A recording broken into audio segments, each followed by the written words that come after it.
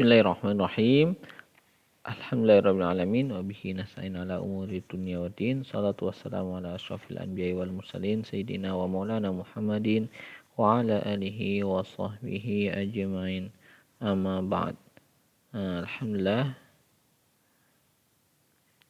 Kita masuk pada pelajaran selanjutnya di kitab Tajwid ya, metode Asy-Syafi'i. Sekarang kita mengenal tanda-tanda waqaf ya. Ini biasanya yang akan sering muncul di mushaf yang kita gunakan ya. Yang pertama adalah tanda mim, disebut dengan waqaf lazim ya. Cara menghafalnya gampang ya, mimnya aja, lazim, mim. Nah, bentuknya seperti ini. Nah, apa itu? Ini seorang qori harus waqaf ya, harus menjadikan bacaan pada lafadz yang bertanda ini. Sebab jika dia wasol atau menyambung bacaan padanya, maka tidak dapat maka kalau di wasol dapat mengubah makna ayat. Ya, ini waqaf lazim. Sarankan sekali untuk berhenti di situ ya. Meskipun lanjut, terkadang lanjut itu boleh. Ya, biasanya para qurra yang sudah mengetahui makna dan tafsirnya itu ada yang lanjut ya, tapi tidak semua ya, beberapa saja seperti itu. Karena ranah waqaf dan wasol itu ranahnya ijtihad ya. Jadi semakin tinggi ilmu tentang Al-Qur'annya, maka akan semakin paham dia harus berhenti di mana. Nah, ini untuk antisipasi kita sebagai pemula, maka mengikuti saja waqaf yang terdapat di dalam mushaf Al-Qur'an yang kita miliki. Kemudian yang kedua ada waqaf aula. Tandanya seperti qala ini. Ya. Namanya waqaf aula. Atau maknanya waqaf itu lebih utama atau lebih baik. Ya. Ini seorang qori boleh waqaf atau wasol, namun waqaf yang lebih utama. Jadi boleh memilih ya, waqaf atau wasol, lanjut atau berhenti. Tapi waqaf lebih utama. Kemudian tanda jim, namanya waqaf jaiz. Ini seorang qori boleh dan boleh waqaf, boleh juga wasol. Ini boleh dua-duanya, boleh memilih.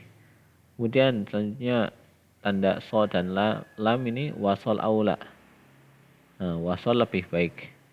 Ini boleh waqaf, boleh tidak, atau boleh wasol. Tapi wasol lebih baik. Aula bermakna lebih utama ya, atau lebih baik. Oke. Terus kemudian tanda lam alif. Ini adalah tanda waqaf mamnu atau terlarang berhenti atau tidak boleh berhenti. Ya. Jangan waqaf pada lafaz tanda itu kecuali jika terdapat pada akhir ayat.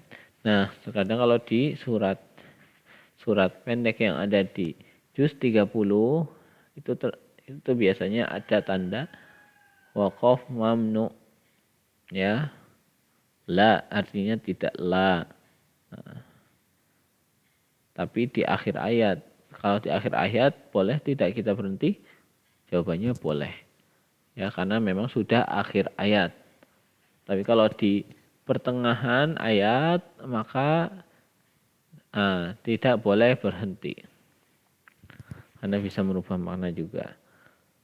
Terus kemudian ada yang keenam, tanda titik 3 yang ada 2 itu disebut dengan waqaf mu'anaqah.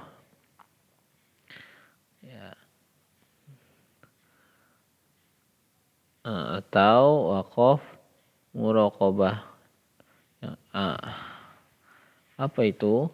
Seorang qori ini harus waqaf pada salah satu lafaz ya, yang tanda titik 3. Apabila kurang baik apabila wasol pada keduanya dan dilarang waqaf berhenti pada keduanya.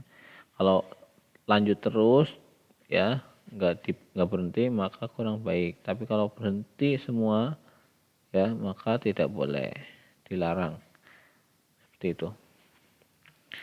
Contoh di Al-Baqarah, "Dzalikal kitabu la raib fihi hudal lil muttaqin."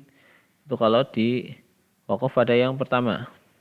Kalau yang kedua, "Dzalikal kitabu la raiba fihi hudal lil muttaqin." Nah, mungkin sampai sini dulu. Insyaallah kita akan lanjutkan pada pertemuan berikutnya.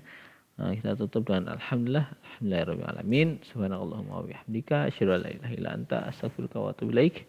Assalamualaikum warahmatullahi wabarakatuh.